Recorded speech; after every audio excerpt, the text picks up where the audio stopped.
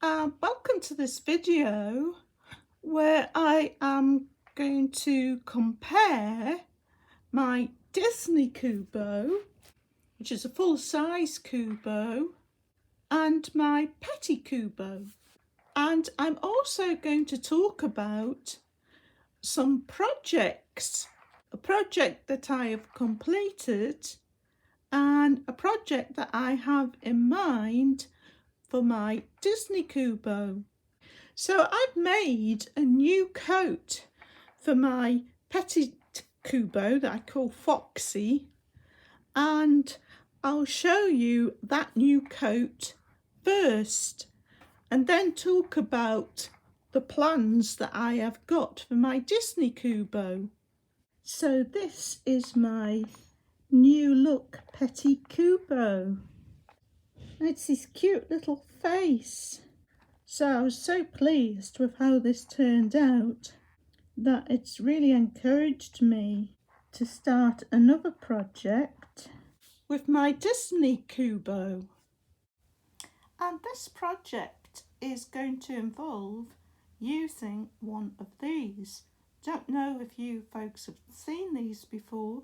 They came out last year. They're by Spin Master and they're called Purse Pets. And basically it's a little handbag or shoulder bag that has got moving eyes on it, a touch sensor on it, and a speaker, and has various modes and makes various noises. So what I'm hoping to do is get one of these really cheaply second hand and use the eye mechanism of it on my Qoobo. So it's quite a simple mechanism. It's just sort of like a rolling eye mechanism. There is a new Purse Pet that's just come out, and I like the eyes a lot better because the lids, there's two lids like you have on socks, and it's more interesting, but those are too expensive at the moment. I'll have to wait till next year when I could maybe get one cheaper second hand. And another advantage of buying one of these second hand is that I can also make use of the zip of the little bag for my cat project. I hope to finish my cat project pretty soon, and then I'll be sharing that with you folks. So I expect that I'll finish that cat project within the next week, and I'll get the video up on my channel, and then I can concentrate on this wonderful new project. So as well as using the eye mechanism, I'll also be using the touch sensor and the speaker and some of the electronics, so that when I stroke the Qoobo, as well as the tail moving, it will also be opening, closing its eyes, and we'll be getting reactions from the Purse Pets mechanism. So I'm really excited about this and looking forward to it. So much for projects. The rest of this video is going to be a comparison of these two Qoobos. So I'll talk about similarities first, and then I'll talk about the differences. So they both by the same company. They both are therapeutic cushion pets with a moving tail. They both have touch sensors all over their surface that the tail responds to.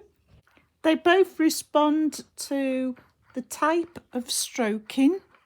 So gentle, slow strokes will result in gentle, slow movements. And more vigorous strokes results in more vigorous movement.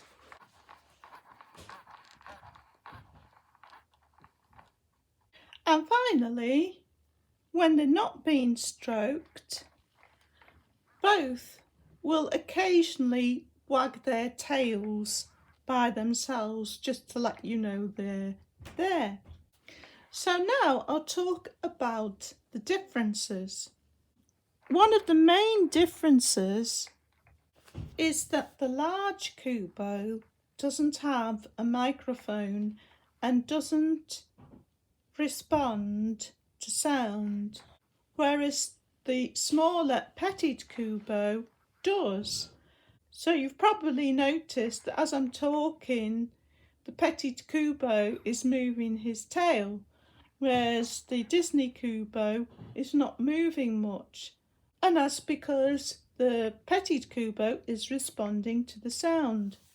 Foxy! Like that.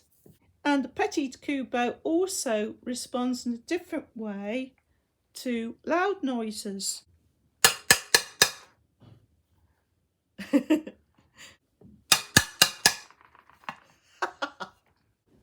Another difference is that the Petit Qoobo has a heartbeat and the larger Qoobo doesn't. And if you just hold your hand on the Petit Qoobo, you can feel the heartbeat. You can only hear the heartbeat if you put the Qoobo right next to your ear. So I'll see if I can get the sound of it using my external mic.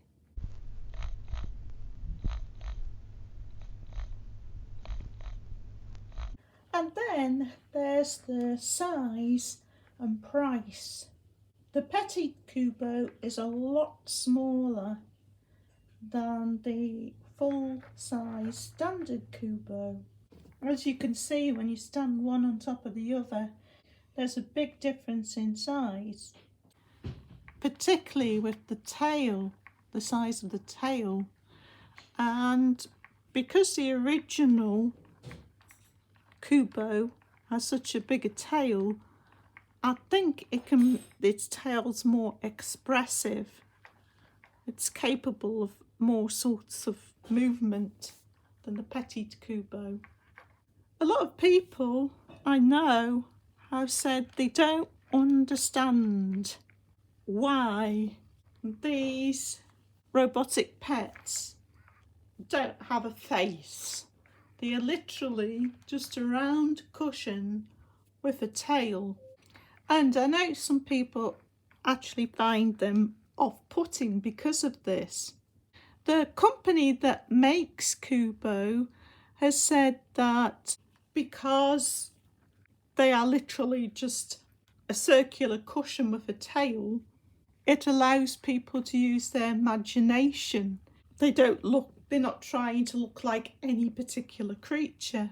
But personally, I think the main reason is probably because if you make something like that, it's going to keep the price down, and they're able to concentrate on the mechanism, the robotic mechanism, which is really quite sophisticated.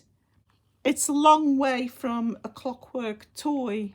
It's subtle and you don't know quite what to expect, and it's so responsive.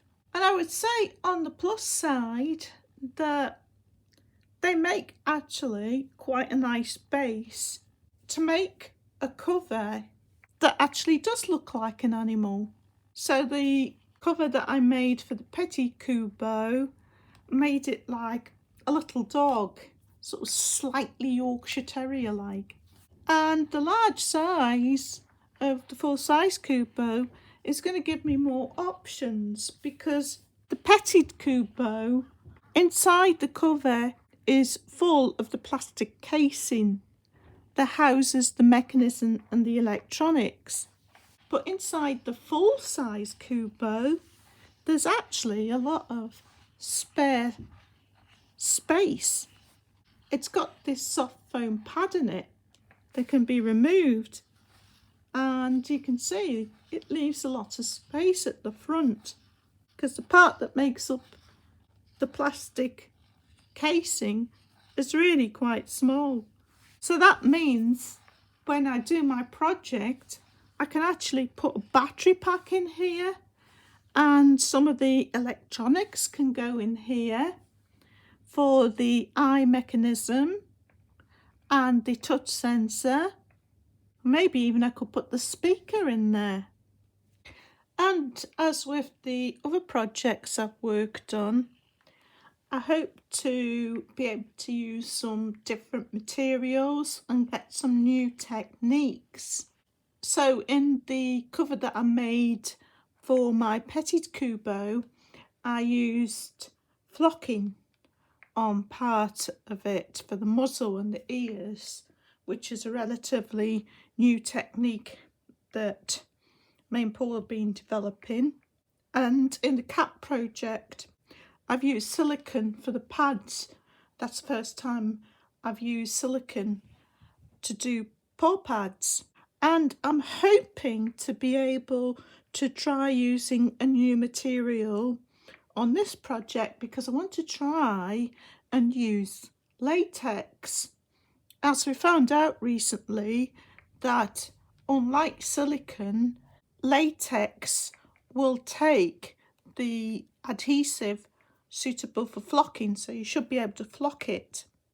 And you can also get latex paint, so you can also paint it afterwards, but the main thing is that you can flock it. So hopefully we'll be able to do that, folks. Have soft flexible ears and muzzle that we can actually flock.